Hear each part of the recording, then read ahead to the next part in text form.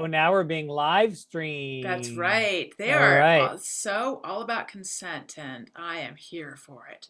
That's what the kids say. Okay. Hello, welcome everyone. If you're watching us on YouTube, we're about to get started recording this episode. All right, Greg. Do you feel ready? I am ready. Are we Let's. are we recording? Okay, let's do it. Okay. Hey, hey, I it's didn't do. I me. did my. I All didn't right, do hold my on. thing Do where your I thing. Do I your thing. Hold it. throw Hold it it. to you. Okay. Good. Hey now, Greg Fitzsimmons here.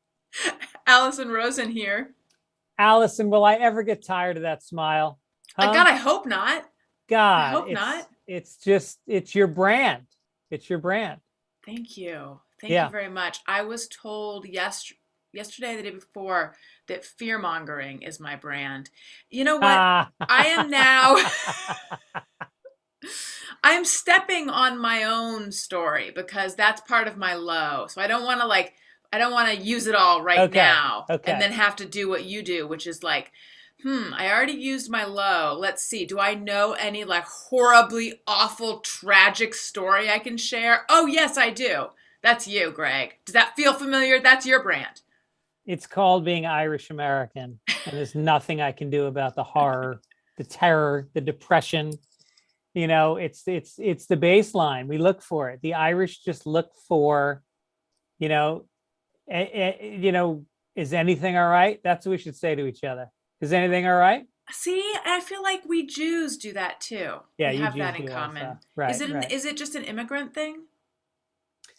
Well, we didn't come over in great circumstances. Obviously, Jews have been fleeing Yeah, for since the Old Testament. You've been fleeing.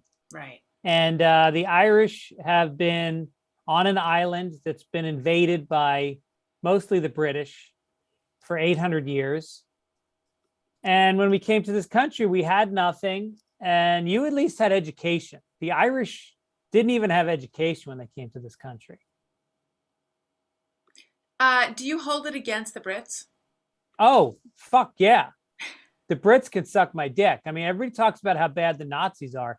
The British Empire has demoralized, destabilized, and colonized and ripped apart languages, belief systems, cultures from so many people over history. Such a small empire. I mean, when you talk about the base headquarters in Mm-hmm. England, Right. let's face it, London, England, very small amount of white guys. Small footprint, Yeah. large wrath. Yes. Yes. So, So like, if you meet a British person, though, deep down, are you like, I don't know. very much so. Really? And I'm ashamed to admit that because that would be considered racist. Yeah. But I just can't get over what they've done to the Irish. They starved us to death. They starved 1 million Irish people to death while they exported uh, livestock and produce from our country that we grew, and they sold it to other countries while we starved to death. And they have occupied us. It goes on and on, but we will rise again. I Oh believe wait, in we you. did. We did rise again. All right. Listen, I feel like I know that you've had a strong Irish identity, but ever since you got your entire family got Irish harp tattoos, Right. I feel like I'm talking to your tattoo right now. Yeah. The tattoo, it's more than just some ink on some skin. It's a statement That's that right. I too can be racist. No, it is weird. I mean, to prejudge a race of people, but I always get confused about race versus culture versus denomination. I mean, what are the British? Are they a race, I think it's a nationality. nationality? Yeah, I don't think it's a race. Yeah. Ooh, you're finding a loophole for why this isn't racist of you. Yes, exactly. I see what you're up to. I remember, I'm sure I've told you this story before. I accidentally went out with a white pride guy. So I went on 2 dates with him. But anyway, he had all these tattoos, and I was very young and very naive at the time, and like I didn't know what they were. And he had a Celtic cross, and he said that he was just proud of his Celtic heritage or something. And it turned out he was actually very wildly racist. But the way you just said something right now that reminded me of it. But this is my third podcast today, so I've already forgotten. What did you say? You're just proud of your Irish heritage? No, but my father is buried. His headstone is a Celtic cross, and he was a white supremacist. So maybe there's something there. No, Was no. I was like, really? No, we use the Celtic cross. I mean, if you go to cemeteries, you see a lot of them on headstones. I considered getting it as a tattoo at one point. I don't think it's. Oh, I'm glad. I think it might be one of those things that, like, just because you're an Oakland Raiders fan doesn't mean you're in a gang. But if you're in a gang, you're an Oakland Raiders fan. Or I should say Las Vegas Raiders. Right. It's like when people try to explain that, like, the swastika is a Native American symbol meaning peace or whatever. It's like, well, but it's not. By the way, I made up that meaning of it, I think. But, like, it's not used that way. No, I saw it. It was actually a Buddhist symbol. For what, though? Genocide? I don't know what its meaning was, but I was watching my favorite show on TV, and there's no disliking it. You're not allowed to dislike it. Squid Game? Love on the Spectrum. Oh, yes. I've never seen it yet. No, I think I need to. You need to start with season 1 and watch it, and savor it. Don't binge it. It's not a binge worthy. You don't binge cognac. You don't guzzle cognac. Is this one where I, like, put a little in my mouth and then, like, turn it over my tongue and go like whatever, and then, like, spit it out into a that's thing? A blowjob.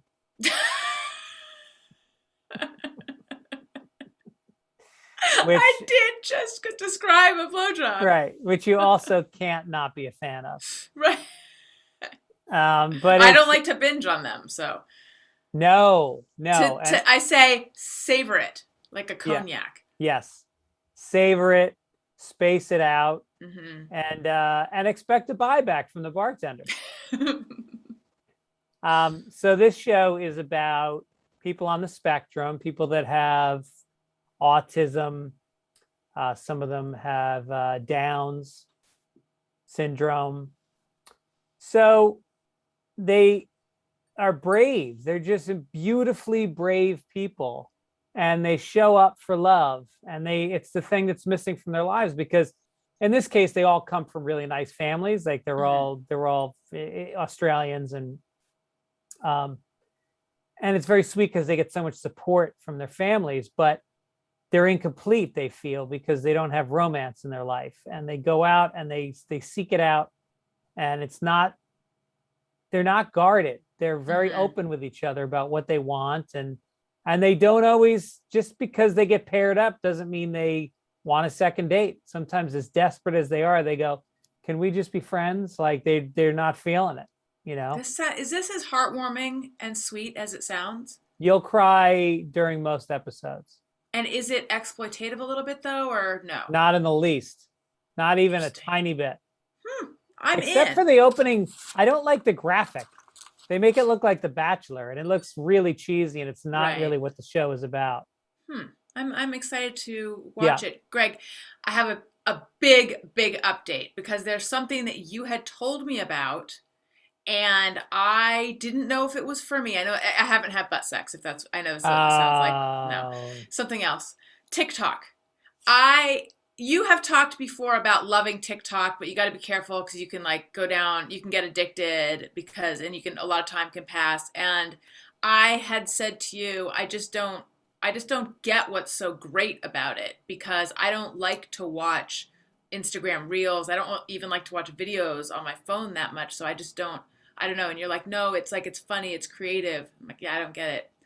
Well, I get it now in a big way. I am all about watching TikTok. I'm practically a young person now. How much of it a day are you watching? You can check on your phone. I haven't checked, but I don't know. Well, I for a couple days now, I got sucked into Instagram, and that is what I will talk about in my low. But before, I would say maybe a couple hours a day. Wow, that's a lot. 2 hours a day I is, know. you could be reading a book, you could be Well, exercising. I you was could be- exercising while doing one of the hours. Oh, okay, And then that's the other good. hour was, maybe it wasn't a full hour, but I was watching it right before bed.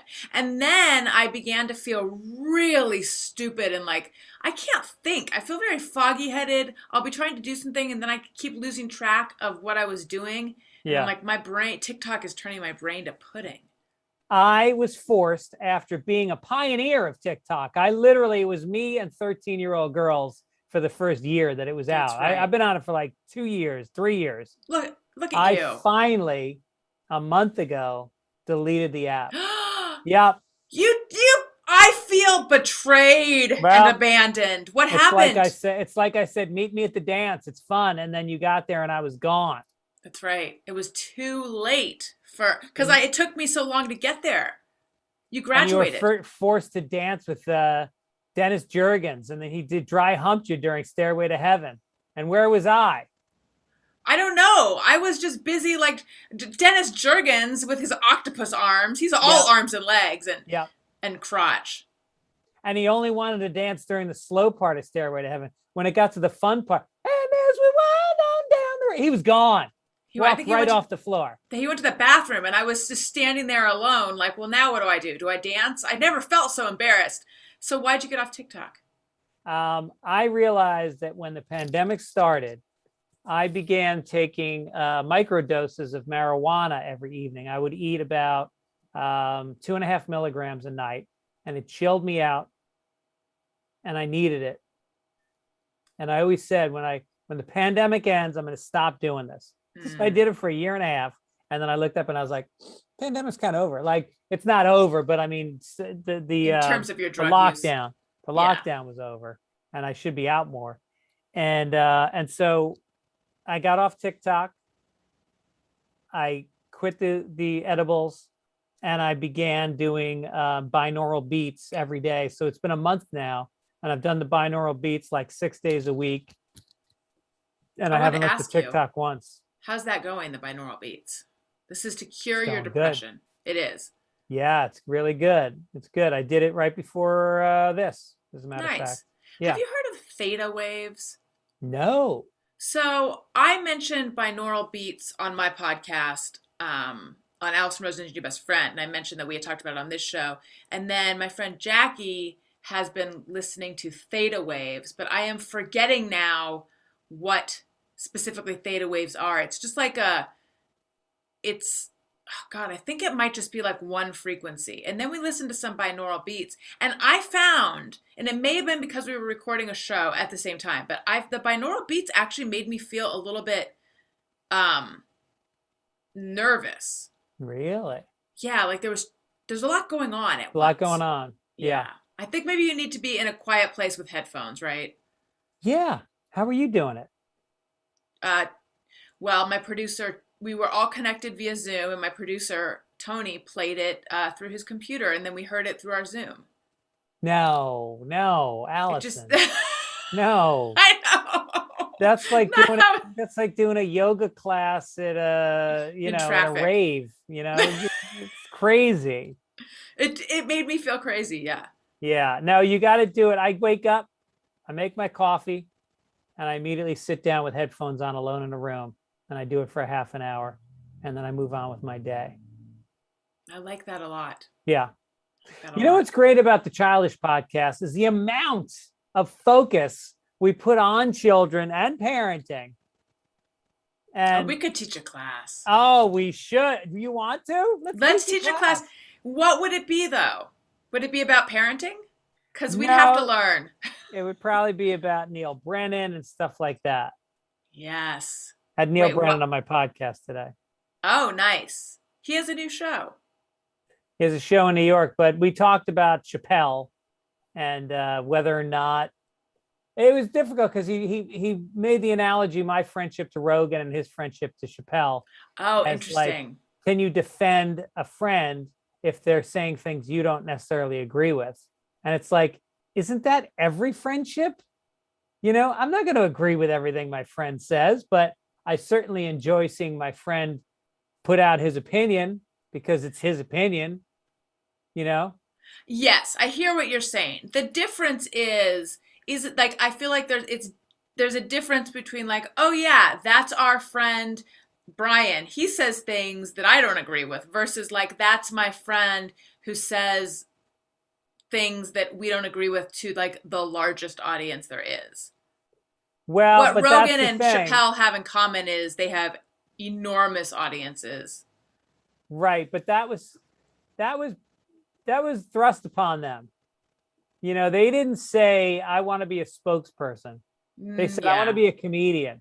I want to say whatever the fuck I want. Yeah. And that's what I'm going to do. And then they grew a large audience.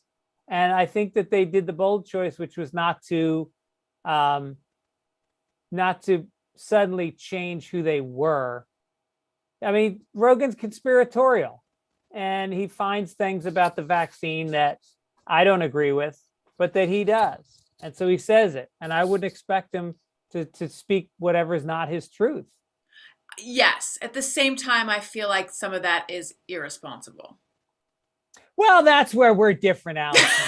I mean, a lot of the things that Adam Carolla talks about, I know you don't agree with, right? The vast majority, but I mean, but I don't know that that's a parallel either No, because it's I was not like totally kidding. okay, okay. So wait, I haven't seen Chappelle's show, but I know what people are upset about. Was how what was Neil's feeling about what Chappelle has said? um, he just feels like, you know, comedians are suddenly being judged as if they're politicians. Or, you know, he says, you know, look, Chappelle's probably the greatest public speaker since Louis Farrakhan. Hmm. And he whatever he says, you just go for the ride. That's his job in life, is take you on a journey, his journey. It's not to speak for, you know, the consensus. Right, but someone who is trans, I imagine, is like, I didn't want to go on that journey. But his point is that as a black person, he feels that the trans community has kind of cut the line, and Yeah. that their social movement has moved much faster and been much more supported in this society. Like he said, basically, Bruce Jenner had an easier time becoming a woman than Muhammad Ali had in changing his name. Mm, And that there's a resentment from the black community, and that, you know, you got to see things like there's a lot of different ways to look at right. an issue Yeah. depending on who That's you are. Yes. I know that there are some black, well, I know of one black gay person who's like, hey, wait a minute. You're you're not speaking for all black people, Dave Chappelle. Right. Um, I don't know. It's thorny. It's complicated. It's very complicated. And I certainly don't agree with Dave's opinions on the special by any means. Um, but I just see a comedian's place in society is different than what the press is and Yeah. bloggers and activists are putting it Yeah. at. I do as well. But with like Rogan, I mean, at the same time, like this is what he believes. So there's, of course, he's going to speak his truth and his mind. I do think that he now occupies a space larger than a comedian. He's like the head of a movement. And I get what you're saying that he didn't want to be that, but Right. still. Yeah. But he does hold enormous influence. Yeah. As do we, Greg, and I feel like we bear it well. Don't you It think? ain't easy. It ain't easy. It's Hey, we didn't want to be role models in No, parenting. no. You We when you never asked every for that. single show you listen to that you leave a wonderful comment for on Apple Podcasts, which we read and appreciate. Thank you. Tell your friends. It helps us, helps the algorithm. Every show you listen to where you do all that, you can hear the beautiful tension between who we are and this mantle that's been placed upon us as like these these parenting experts. You know, the Yes. way that we don't talk about parenting that much, you can hear it.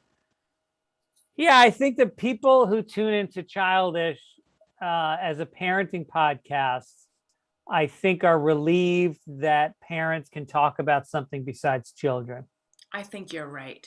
And yet But right. but But Owen had his 21st birthday this past week. oh wow. Happy birthday, oh one. I think there's been few things in my life that have made me feel older than a child turning 21. Yeah. Um, he did it with class. He went to a fancy restaurant with some friends. He picked up the check, which was very cool. Yeah. Didn't they pick up the check? Yeah, I think that's how it works normally. Did he cut the line just like Jenner? Well, I think my wife Venmoed him Oh. $150. But So still, usually you take out the birthday person. usually you do, but I don't know. Yeah. Maybe college kids. Who knows? Maybe These goddamn he's like, kids. I'm 21 now and I'm the big man at the restaurant. Yeah, yeah. He lives life though. He's got class and he's got style, and I respect him.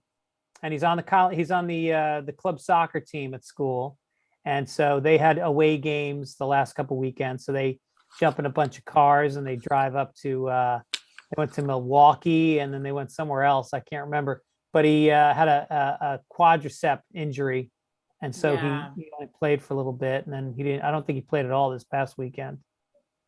21. Yeah, That's a big huge one. There aren't many big ones after that, I feel like. 40. Yeah. And then 50, I guess. You're just saying that because you're staring at 50 in about 8 years, right? I mean, thank you. It's a little sooner than 8. But that's my next big one, yeah. How old are you? I'm 46. Are you really? And it's disgusting, right? You look great. And I'm not just saying that because we're Thank on you. streaming live on YouTube. Thank you. Yes, youtube.com/Allison Rosen. Come see how old I look. Porcelain. Porcelain. Oh, thank you. So much of my TikTok. It's weird. I mean, it's the kind of porcelain that was like in a windowsill, so there was a lot of sun exposure. Yeah, So it's little bleached porcelain, and you're like, did someone glue that back together? Yes. Old porcelain. Like old porcelain that was very fragile and was moved from mansion to mansion over Yellowed, time. right, yellowed porcelain that has a lot of cracks in it, held together by glue. You know it's an heirloom based on how yellow and brown it is. Did someone smoke in a room with that porcelain? Did they smoke, and did they put the cigarette out on the side of the cup a couple of times? Are we looking at an ashtray? That's what they say when they look at my face. But thank you for the compliments.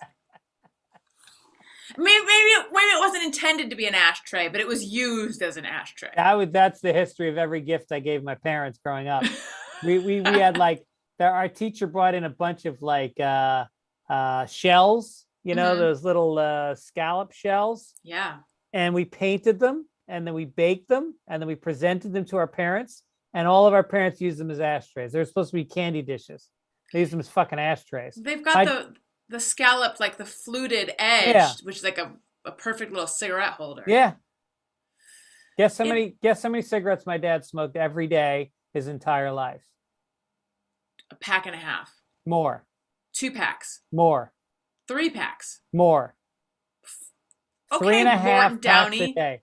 3.5 packs. He smoked 70 cigarettes a day, which equals out. I did the math.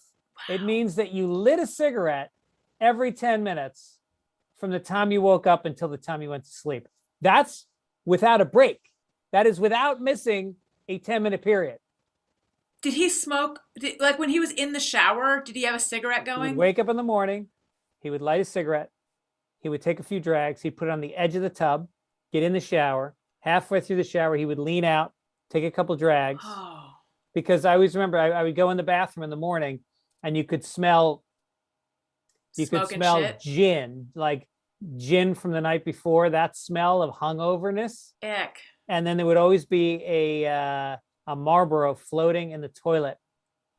And it was pee and a Marlboro. The smell of gin. That was the bathroom in the morning. Oh, gross. Yeah. And then he would just chain smoke throughout the day. And his voice was his living. He was a fucking radio guy. Do you have any memories of him without a cigarette? Yes. He tried to quit once, and he went to Smoke Enders. There's this group called Smoke Enders. And I remember me and my brother and sister and my mother in the basement because he was having such a fit that we hid in the basement. Oh boy. And my mother started yelling upstairs, "Just start smoking again." And we came upside. And I remember like the next day there was the Smoke Enders, like their booklet was on the counter with a pack of Marlboros on top of it. What did you do at Smoke Enders? Do you know? Yeah, they did things like you would take a jar Mm-hmm. and you would put the money that you were supposed to spend on cigarettes Oh. into the jar every day. And then there was another thing where like there was another thing where you like took all your ashes and you put it in a big jug of water and just to see how disgusting you were. It was a lot of shame. It was a lot of shame. Yeah. I can see where that wouldn't really work. Yeah. Wow, Greg. And my mom smoked a pack a day on top of it. So she was just like a light smoker compared Yeah. to your dad. Right. Did they smoke the same kind? Yeah. Well, they smoked Viceroys, which I think had a skull and crossbones on the cover. They were hardcore. Yeah. And then the doctor said it was dangerous, so they switched to Merit. Merit. Is that the healthy cigarette or something? It had a lighter. thicker filter, I guess, but Yeah. but then you get Marlboros sometimes. But so then when I smoked, I used to always steal a pack of their cigarettes, and my friends were all smoking cool cigarettes like Camels or Marlboro Reds or Newports, and I was smoking Merit Ultra Lights. I just see like you on a sailboat wearing shorts smoking a Merit. Yes. I don't even know what the ads for Merits were like, but that's how I There's see an ad it. for life. Yeah. Just says right. live your life. That's right. The flavor of life. Listen, Greg. Yeah. There's so much going on in the world, whether it's stuff you're excited about or stuff you'd rather not think about. You can't always control the vibes out there, but you can always control the vibes in your head with a pair of Raycon wireless earbuds in your ear. Whether you use them to pump up, wind down, work, or work out, Raycons are my go-to for on-the-go audio. And the new everyday earbuds look, feel, and sound better than ever. They are so stylish looking. They have a rubber oil look to the case. And it like feels all like smooth and soft. And so they have optimized gel tips for the perfect in-ear fit. So they come with a bunch of different sizes of gel tips. So you can you get they feel like they're custom fit in your ears. They're impressive before you even start listening. You have 3 new sound profiles with them. So pure mode, balanced mode, and bass mode. And then also an all-new awareness mode for when you need to listen to your surroundings instead. Excuse me. I personally use them to listen nonstop to the Evita soundtrack because I'm hardcore. I also enjoy listening. Still, after all these years? Excuse my language. I effing love it. I can't get enough. I also can't get enough of Bo Burnham Inside. Bo Burnham's Inside. I also like to listen to Heart. I mean, really, like, you'll find me listening to one of these 3 albums anytime. Right now, Childish listeners can get 15% off their Raycon order at buyraycon.com/childish. Nope, I said that wrong. Excuse me. Right now, Childish listeners can get 15% off their Raycon order at buyraycon.com/child. That's buyraycon.com/child to save 15% on Raycons. Buyraycon.com/child. Listen. My brain just put the ish on there, and there was no ish. One thing that gets a lot of people in trouble is overdrafts. Oh, man. And the craziest thing is, I don't know how the banks ever got away with this concept. And Louis C.K. used to do a bit about it of, oh, you don't have any money? Okay, we have to charge you a fee for that. Yeah. Like it's insane. And they said something like $10 billion in overdraft fees have been saved by Chime, which is, oh, wow. Yeah, Chime is this really cool, it's a debit card. And it is also, it's an app. It's an award-winning app and debit card. and it's you can overdraft up to $200 on the debit card purchases and cash withdrawals with absolutely no fees. So listen, I got Chime. I've been using it. I like how simple it is. The app is so clear. I've always had a hard time with any type of credit card app or debit card apps. They're convoluted, and I love it. So now you deserve to have financial peace of mind. Join the millions of Americans already loving Chime. Sign up takes only 2 minutes and doesn't affect your credit score. Get started today at chime.com/childish. That's Chime, CHIME.com/childish. Now I must read this verbatim. Banking services provided for and debit card issued by Bancorp Bank or Stride Bank NA, members FDIC.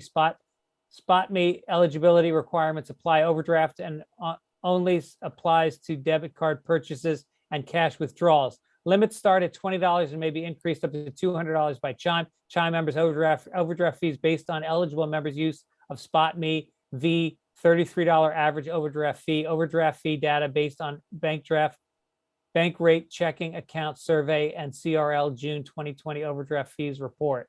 Wow, that was fun. Smooth, Greg. Jeez. I think I should read it at regular speed and then we should have it sped up.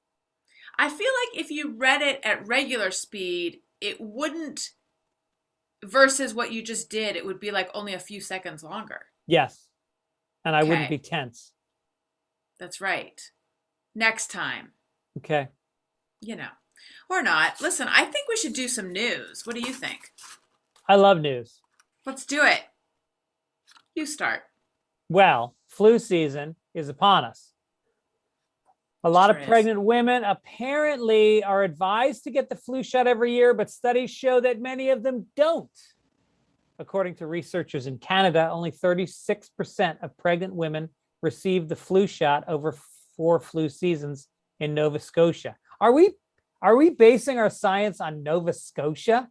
I have been for years, Greg, and it's working out for me. Get with the program. It's all about Nova Scotia. It's all about a high salmon diet.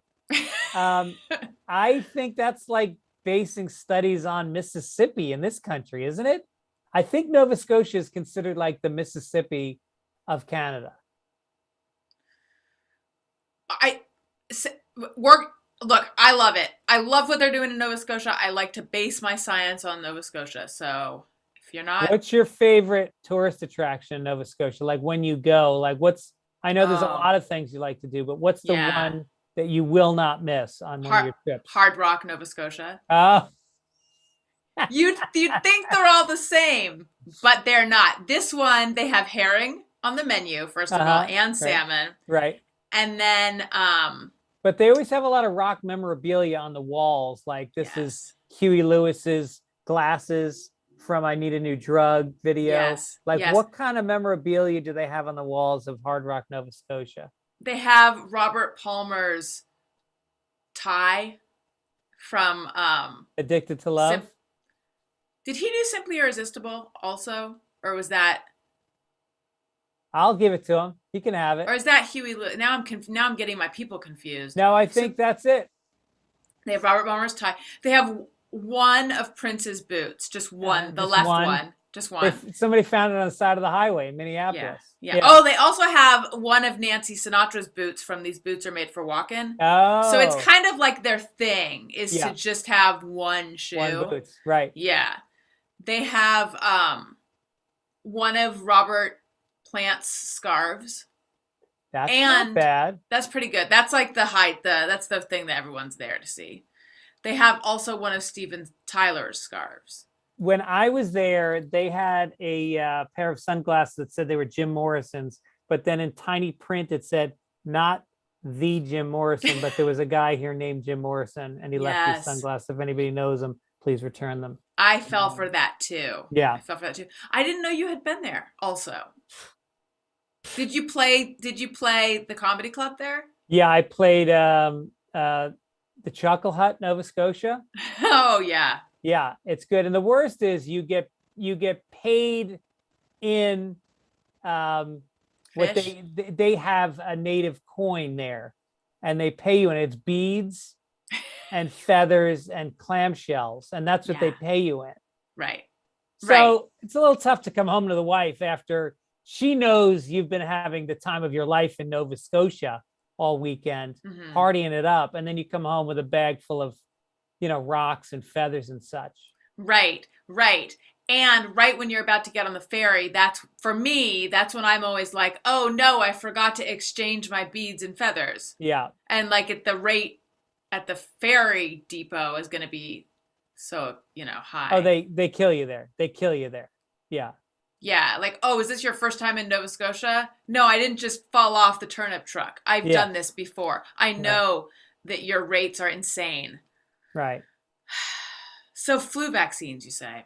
So what's happening now is that pregnant women aren't more likely to get infected with flu, but they are at a higher risk for serious illness and complications if they get flu during pregnancy. So, according to the CDC, this is due to changes in the immune system, heart, and lungs during pregnancy. They warn that flu may be harmful for the developing baby. A common Mm. symptom of flu is fever, which may be associated with adverse outcomes like neural tube defects. I was in a band called Neural Tube Defects in 8th grade. What'd you It guys was all play? tubas.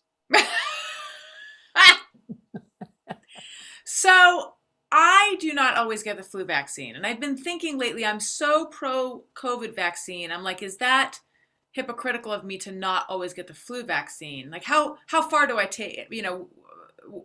Well, is it a Where does conscious this go? effort or you don't get around to it? It just doesn't seem as important to me as TikTok, or I don't know. Like the COVID vaccine seems very important to me. The flu vaccine seems less important to me, but maybe I need to rethink that. But anyway, the times that I have gotten it were when I was pregnant because my OBs made such a big deal about it. I'm like, fine, I will get it. And so I did. Let me tell you something else. Now that you're pushing hard against the gates of 50, you need to be getting yourself a shingle shot, or 2 shingle shots to be So specific. I've never had chickenpox, but I have And had the chickenpox vaccine. Do I still need the shingles vaccine? yes, you do. How is that one? It can give you some flu-y symptoms for a couple days. I've heard people say don't make plans the next day, which they said about the COVID shots to me, but both times I was fine. I didn't You have any were? effects from those. Oh, I'm kind of a tough guy, I'm like a Nova Scotia man. yeah. But I'm gonna get my flu shot and I'm gonna get my shingle shots in the next couple weeks. I think I'm still a little, no offense, but I am still a little very too young for the shingles vaccine. I know that my porcelain ashtray yellow face is confusing, but I Yeah. have many years before the shingles vaccine. Although, you know what I'm looking forward to? And I know it's surprising given that I don't go in for the butt stuff, but I am looking forward to a colonoscopy because now I feel like I'm also in for a rude awakening. It might not be the pleasurable experience I think it might be. It's not the camera up my butt that I'm interested in. They do it under Versed, which is like my favorite IV hospital setting drug. So I see it as like a free Versed trip. I think a lot of people look at it that way. I know my mother does. She's very into the Versed. Um, I think a lot of people also like cleaning themselves out with that, where you just have diarrhea Yeah. for 12 That to 18 hours. that part is less appealing to me. No, I like it. Get my gut right. Really? You're like Yeah. into the idea of It's like an shitting enema. your brains out? Yeah. I've never Yeah, I had love an, it. I've never have you done an enema? Haven't had an enema. No, nor have I. Should we do that for our 500th episode? That's a good idea. On Zoom though. Let's do it on Yeah, Zoom. definitely. Yeah, I need to get my flu vaccine. I have heard of some people having some side effects from the flu vaccine this year, but you know what? It's worth it. Listen, I have a depressing story. Here it is. Okay. Good. Child abuse rates rose during the pandemic. Of course they Researchers, did. yeah, they analyzed more than 39,000 kids, and not just in Nova Scotia. Treated at 9 pediatric trauma centers between March and April of last year. and they found that among kids 5 and older, this is from U.S. News and World Report, among kids 5 and older, the number of abuse victims tripled from a similar period before the pandemic, according to a new study. So this is physical abuse of school-aged kids tripled. Kids under 5, they did not see that same tripling, that same increase. And they're thinking it's because daycare centers were considered essential and they stayed open. I find it heartbreaking and really upsetting. Well, and you realize that for people that don't have the outlets, like wealthy people, they got bigger houses, kids have their own rooms. We hire someone else to abuse our kids. We hire other people to abuse them. So I think there's higher rates of child abuse in a lower socioeconomic strata. And I think part of that is just physical. You're physically stuck in a smaller place with more people, and people get hit. Right. I know. It's upsetting to think it just comes down to opportunity and exposure. But then also, I mean, the research, which makes me really appreciate my dad's hustle, because we lived in a big house. We had a big ass house. But he still found time. Yeah.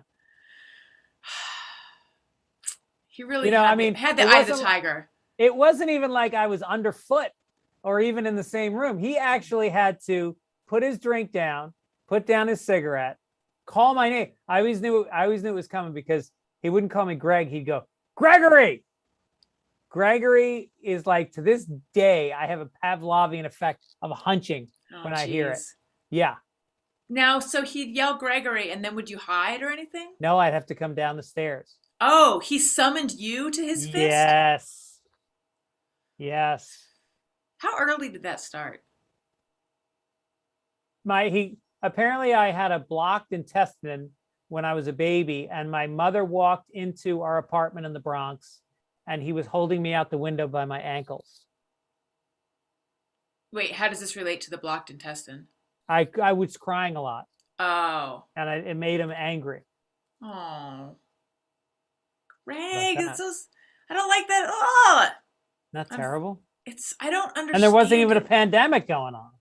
I don't understand it. I look at my kids and I'm like, how could someone physically harm someone this small? Wait till they're, no, that almost suggests I'm saying it would be easy to imagine when they're older. I just like, they're little and vulnerable, and I just want to protect them. Of course I get frustrated, but I just, like my parents had they only spanked me a couple times, but they had tempers, especially my dad, and he would yell at us. And I'm like, I can't even imagine yelling at my kids. I think the world would be a better place if there was mindfulness taught in school. Because look, grown-ups, there's nothing you can do about them.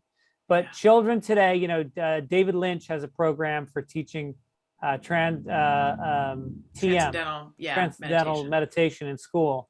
And I think that there could not be a better use of resources than teaching kids to regulate and be mindful, because that's what leads to violence. Is just you just get overwhelmed and you don't know what to do with the anger, and so you direct it at whatever you can. Right. And that could be a woman, that could be a child. And so I think if you give people a skill to take a breath and to self-soothe a little bit, you might cut down on a lot of this kind of domestic violence. I think too, views of parenting and sort of the goal of like what the parent's goal should be, what they're trying to instill, that has changed so much. I think we've established that I'm way younger than you. So it even changed in between your parents' time and my parents' time. So mine have less excuse given that I'm very young and they were parents very recently. But, I think that there really was the idea, spare the rod, spoil the child, and that they thought of kids as just small adults. There wasn't this awareness that children have their own special needs and vulnerabilities, and really like you have to teach them how to be like they don't come out ready to hear what you're saying and act like a little adult. Right. Yeah. Um, I think that movie Parenthood, Keanu Reeves said, if you want to fish, you need a license. If you want to drive, you need a license. Any asshole can have a kid. Like, Mm, why is there no training to yeah. to be a parent, including like changing a diaper? Like my wife is trained and is starting to work as a postnatal doula, where there's women that literally don't know how to change a diaper, and she's teaching them. There needs to be more of that job. Yeah. I don't, I never had home ec. I don't know what they teach in there. I had home Not ec, this. and the first half of home ec was sewing. We did that for half the year. This was in eighth grade, Hmm. and then in the second half of the year, and we sewed stuff. What'd you You make? know, I I made overalls. That's so cool. Yeah, and then I wore them for Halloween, and then the second half of the year you get to bake. Hmm.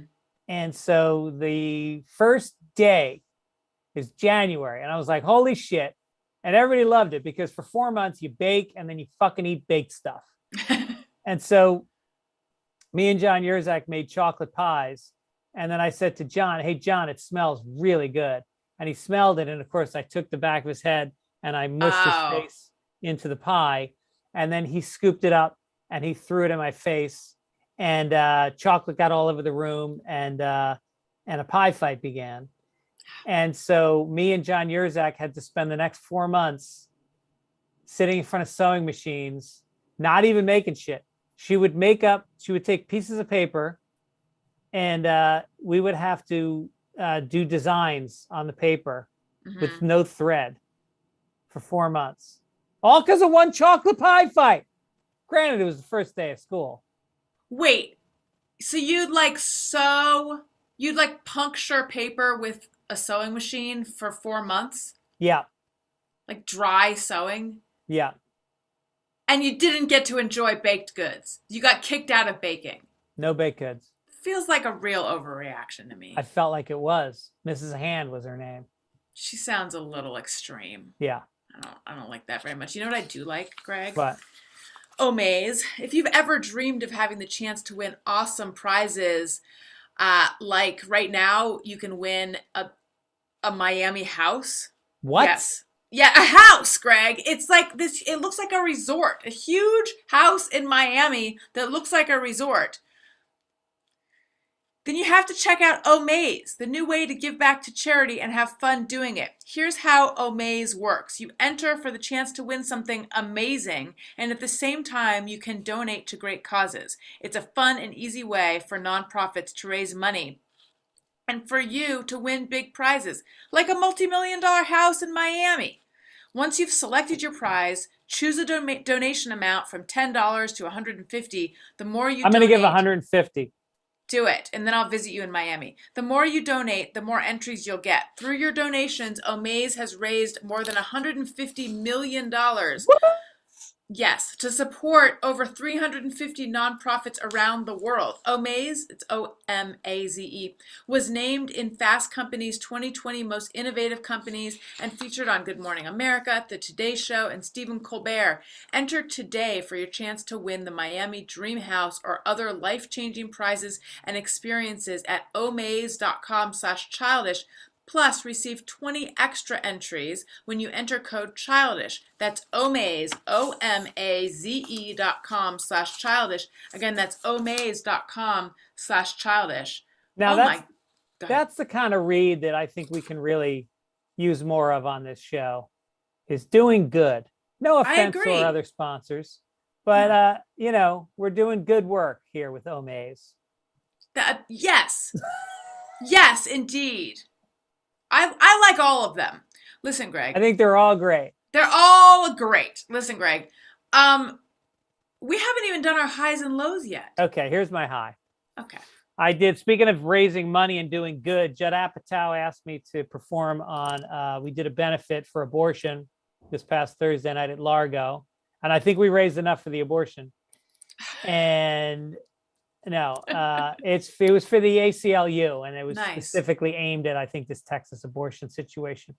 But It was just a fun show. It was great hanging out backstage. It was the whole cast of Crashing, not the whole cast, but it was Beth Stelling and Ian Edwards and um, Jessica Kirsten was in town and Rachel Feinstein, and they've both been on the show many times, and Judd. And so we all went on and we just had a blast. It was just so much fun, and it was sold out house, and they raised a ton of money, and yeah, it was fun. That was my That's high. awesome. How Yeah. does Largo feel? Because as a person who is not sure what environments, what kind of crowds to be putting myself in right now, there was a show at Largo that I kind of wanted to go to. Well, everybody wears masks, which is tough when you're a performer because you Yeah. can't see them laughing, which really does take about 35% of the joy of telling jokes out of it. Right. And but it's a very supportive room. You see comics doing different kinds of stuff. It's not as aggressive. It's a little more, Hmm. conversational. But is it like every seat has a butt in it, right? I'm not sure. It's dark out there, Got it. but it seems like it. It seems pretty full. Well, that's awesome. My high is less philanthropic, but we had a play date at Travel Town. Do you know Travel Town? It's over in Griffith Park. It's like a Oh, sure. Yeah. train museum kind of I love it. situation with lots of trains. Yeah.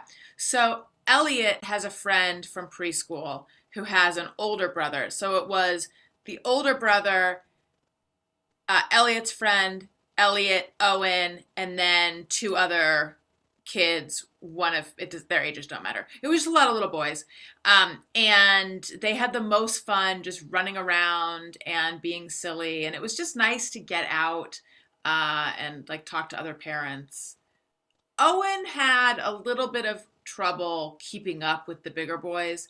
He plays very well with Elliot, and then they have a cousin who's like a year and a half older, and then another cousin who's younger than Owen. So when it's the four of them, like the three older ones, Owen, Elliot, and their cousin who's older, play really well, and they all kind of Owen can keep up. But with these boys, he had like he was afraid every time the train went by and it would do its whistle. He freaked out. He did not like that, and I don't know. You know, this is my high though, so it was great.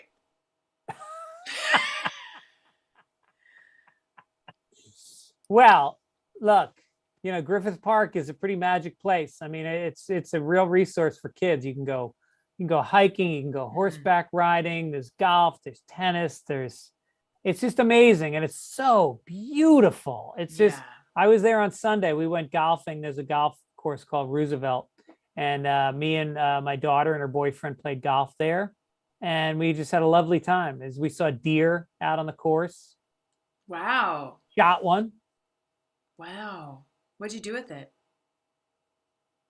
I put it, well, you know how you carry your golf bag on your shoulder? Sure. Put the deer on the other shoulder, kind of balanced Nice. me out. Yeah. Your chiropractor will thank you for that. My low Yes. is my mom, who, as we know, had open heart surgery just a few weeks ago. She's recovering at my sister's, and I just feel a million miles away. I wish I could be there. There's not much she can do. She's sitting in a big overstuffed lazy boy all day, and she's walking a little bit, just down the street and back, trying to get up and walk around the apartment a little bit. My sister, God bless her husband's a builder, and they built her a lovely apartment in the basement a few years ago. Oh, how nice. Yeah, so she's got her own space, but then the TV's not working, so she can't watch TV. Get her on And TikTok. I should get her on TikTok. I mean, maybe. That's a great idea. Yeah. So that's it. Not a long low, but just I wish I could be home. I wish I could be there. When I was with her for a week, we did the crossword puzzle every day, Oh. and we did a little jigsaw puzzle, and just just fun getting high. Did you say just fun getting What's high? that? Nope. But is her recovery, like, are the doctors happy with how it's going? Yeah, I think they are. So far, so good. Her vitals are good, and they've got a nurse that comes in twice a day, and then a PT person comes in not twice a day, twice a week, and then a PT person comes in twice a week. So she got good support, good doctors. We've already got doctors lined up for next month when she's back in Florida. The surgeon she had at in New York is considered one of the top, and Okay. he personally recommended somebody for her down in Florida, and she's already gotten a point with him. So, or her, They. they. Good, good, good. So my low is I spent the weekend fighting on Instagram with anti-vaxxers, and it was so Oof, what a waste of my oof. time and energy. And here's what happened. So, How many minds were changed? like zero. Yeah, Some people did reach out to me and thank me for speaking up because, and then they would tell me their own stories with COVID and things like that. So I think that I made some people feel better, but I guarantee you I did not change one person's mind. Here's what happened. I have been spending a lot of time on my phone. And while you were with Judd, and maybe not at the same time, but you saw Judd in the cast of Crashing, I had Pete Holmes on my show. nice. Yeah.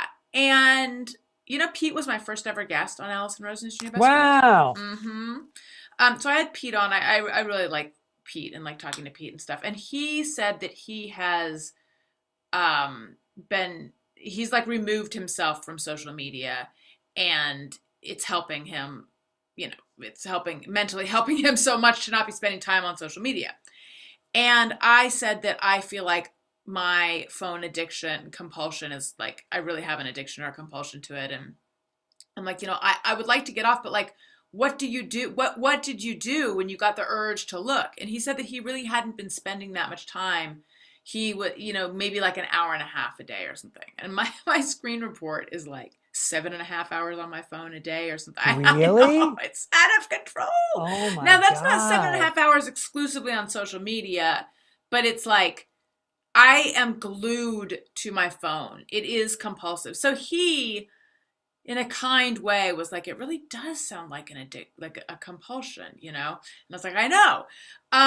And something about that whole experience just sort of made me realize I need to get this under control. So I think sort of like when you realize you need to uh, go to rehab or whatever, I was like, but this weekend, no, it's no holds barred. And I've like really had a Okay. fucking binge. Yeah. Like a binge of just engaging in really bad behavior online. Not bad. I stand by everything I said. But just what am I doing? Like I'm buying agitation. I'm just gonna feel frustrated and angry and like, but I mean, just like going back and forth with these two dumb women, and like every time they wrote something, I'd be like, beep, beep, beep, beep, beep. I mean, it's just I mean, at the end, we should have gone on a date. We had spent all day writing back and forth to each other. Yeah. And we all hate each other. I mean, Right. It's so stupid. Wow. That I sounds really. Wait, pick up your phone right now, and I want to see, swipe left on your home and tell me how many hours you've spent on your phone today. Wait, where do I find it? All right, go Okay. to your home page, right?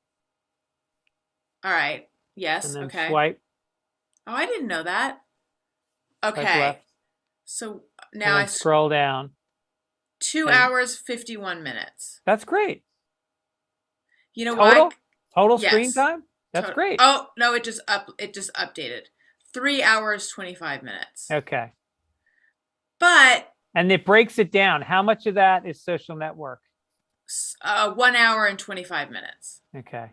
I feel like that, for me, that's really good. That's not bad.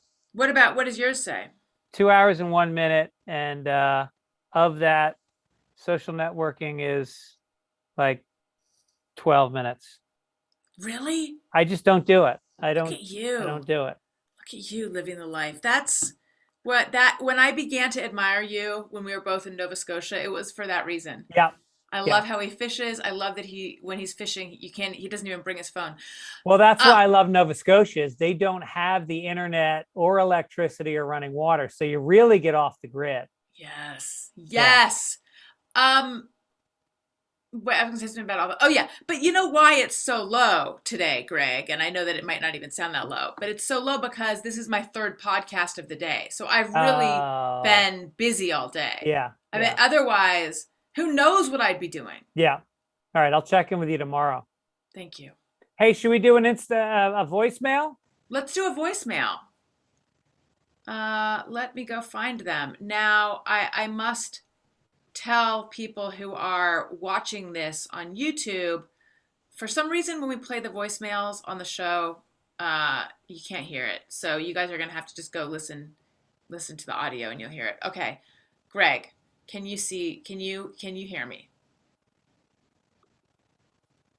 Is this a bit? I can hear you. I can't hear the voicemails. No, because I haven't played it yet. Oh, okay. Yes, I can hear you. I am Okay. in the midst of a podcast with you, and if I couldn't hear you, it probably would have come up by now. You with your logic.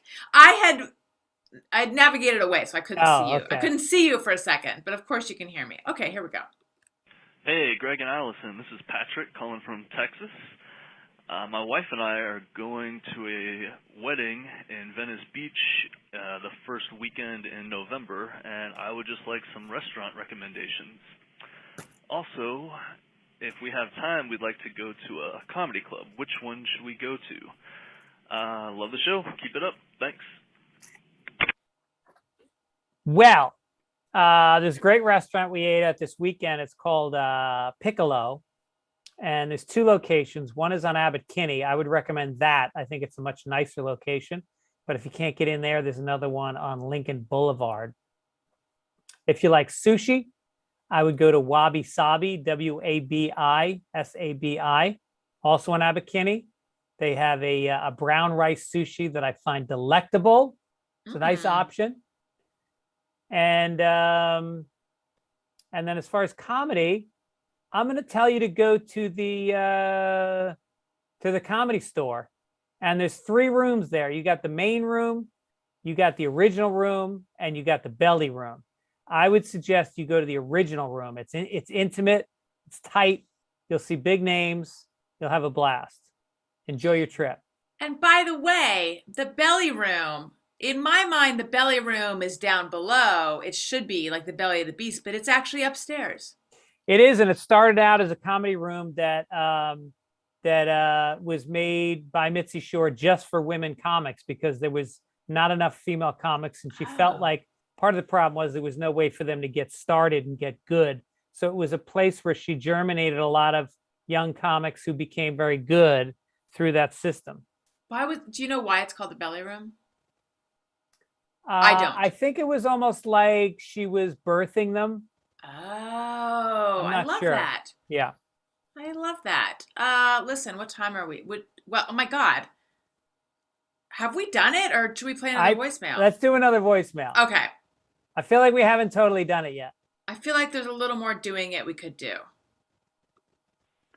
Hello, this is in regards to O2 holding his poop for extremely extended periods of time. Has he eaten anything that is uncomfortable for him to pass? Not saying Allison would feed him bad stuff, but my wonderful mother, when I was around 1.5, 2 years old, fed me sunflower seeds still in the shell. So apparently that caused all kinds of grief for me in going to the bathroom, and it still quite honestly affects me to this day apparently, because I'll still have issues with that for now. And then as a PS regarding a child finding a sex toy in a drawer, one of my favorite experiences was at a friend's house when their 2-year-old came out of their bedroom with quite literally the biggest, girthiest, longest dildo I have ever seen in my entire life, swinging it over his head like a banshee. It was quite funny. Love the show. Thanks. Thank you. And if nobody videotaped that, then that is a loss for all of humanity. Have you noticed that girthy is only ever used to apply to phallic things? Like, yes. When does anyone ever say girthy? Girth is just about cocks. I think you're exactly right. Yeah. Like, oh, which microphone did you get? I got the girthier one. No, you don't say that. And you don't describe a vagina of having a certain girth to it. You don't. And No. you should, because like on social dating apps, I think people could meet appropriate partners if they Yes. knew the corresponding girths of their genitals. Yes, like when you are, you know what? It's not gonna work. What Okay. I'm gonna say. So Yeah. I must abandon it. Yeah. It was That's how we're going to end the episode, with you No. bailing on a thought. on my joke, because it just involved like when what was it we were buying? This is why it's not good. There was something we were buying, like a faucet, and they come in 3/8 or 1/4 or something like that, and you got to know, like, that's the male and female parts. Right. You want to know exactly the girth. Exactly. Yes. Listen, there's something else I wanted to say about that. Oh yeah. So once again, O2 hadn't pooped in 2 weeks. It had Unbelievable. been, yes, he's and we didn't give him sunflower seeds in the shell or anything. But I find that, I mean, so I have a reaction to him when he was a 1.5-year-old eating sunflower seeds in the shell and then having trouble pooping them out, and still having trouble to this day. Wow. But like, you'd think that he wouldn't have wanted to eat them that way, in the whole shell. Like, that's gross. Kids will eat anything. What are you, I guess insane? you're right. Yeah. Come on. Knock on wood. I used to eat coins. Really? Yeah, I used to eat coins all the time. Well, like what size? Pennies. You're worth more than that, Greg. You I should know. try a dime. I know. Oh, it's that Irish modesty. Right. Yeah, so anyway, it gotten bad again. I look forward to when he grows out of this. I hope he does someday. Now, when he finally went, was there one extremely large one, or did it just go back to normal? Oh no, it was like a big ball. Yeah. And I felt really bad for him, because I'm like, that had to have been really uncomfortable. Yeah. It's like a dense ball. Right. But then typically, then he'll go like 7 times that day. It's like the dam has burst. Right. But that hasn't been happening the last few times. So I don't know what's going on. Has he gained a lot of weight? Oh, from all the poop inside of him? Like when I took a laxative before giving, like in the weeks leading up to birth, and I took a laxative and lost 11 pounds or something. Wow. You knew about this at the time. Yeah. Because you talked about it on your mom's house. Yeah, I like went 9 pounds I released 9 or 11 pounds or something like that. But anyway, I haven't weighed him, so I don't know. Damn. Yeah. All right, Allison, listen. Once again, like the Allied forces during World War II, not to put it in too grandiose of, I like think that's FDR just grandiose during the enough. New Deal. Like, yeah. We did it. Again, let them think we can't. They can say whatever they want. They just look foolish when we do it again.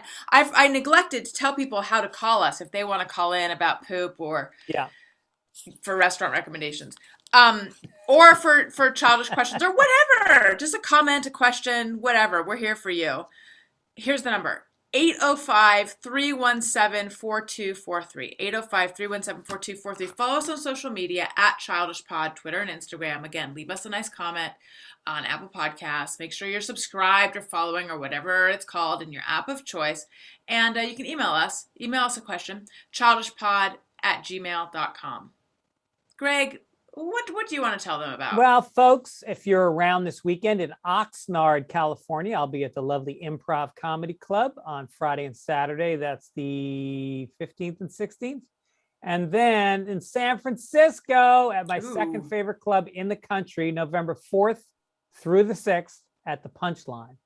Nice. Yeah. And listen to my podcast. Allison Rosen is your new best friend. I was going to also give a plug to Childish, but I think I already did that. This week I had Allie McKay. Oh, she loves you, by the way. Who's Allie McKay? She. Yeah, I know Allie McKay. From Kevin and Bean. Yeah. Right. She said there's like there's 2 comedians who would come into Kevin and Bean that she just loved, and it was Jimmy Pardo and you. Oh, nice to hear. Yeah. So she's on my show this week, and then Pete Holmes next week. So check What'd that Pete out. Holmes say about me? He didn't say anything about you, and I felt like that spoke volumes. Yeah. Just kidding. I didn't think it did. All right. And I got some good guests coming up. Like I said, Neil Brennan, Kevin Pollock, and Jessica Kierson and Rachel Feinstein, a bunch of people. Go to fitzdog.com. All right. Allison. Greg. My name's Greg Fitzsimmons. And I'm Allison Rosen. And we are Childish. All right. I'm going to go. That. All right. We did it, Greg. We did it. We both had low energy before, but we turned in a podcast that was up there. Definitely up there. Now, we are still on YouTube, so I got to go in here and say bye, everyone. Thanks for watching. Thanks for watching, everybody. God bless you. Oh, someone wanted to know, are you guys doing a live read competition? What does that mean? I don't know. I